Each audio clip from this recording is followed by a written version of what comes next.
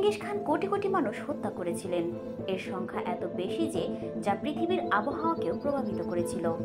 এই গণহত্যা ও ব্যাপক জনসংখ্যার হ্রাসের ফলে পৃথিবীতে অনেক অঞ্চল পুনরায় বনাঞ্চলে পরিণত হয়েছিল।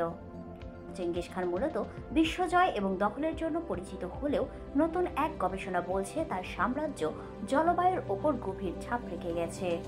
দ্য হ্যালোসেন্স জার্নালে প্রকাশিত এক গবেষণায় বলা হয়েছে ১৩০০ এবং ১৪০০ শতাব্দীর মঙ্গল আক্রমণের ফলে ব্যাপক বনায়ন ঘটে, যার ফলে প্রায় ৭০০ million ton carbon die oxide বায়ুমণ্ডল থেকে অপসারণ হয়। মঙ্গল সেনাবাহিনী যেসব অঞ্চল দখল করেছিল সেখানে প্রায় ৩০% জনসংখ্যাকে নিশ্চিহ্ন করে দেয়। এই অঞ্চলে ফেলে রাখা কৃষিজমি ধীরে ধীরে বনভূমিতে পরিণত হয় এবং তা বিশাল পরিমাণে কার্বন ডাই অক্সাইড শোষণ করে। তবুও এটি একটি উল্লেখযোগ্য উদাহরণ যেখানে মানুষের ধ্বংসাত্মক কার্যকলাপও বৈশ্বিক পরিবেশের ওপর প্রভাব ফেলতে পারে। এই দৃষ্টিকোণ থেকে চেঙ্গিস খানকে বলা যেতে পারে ইতিহাসের একটি আকস্মিক জলবায়ু যোদ্ধা।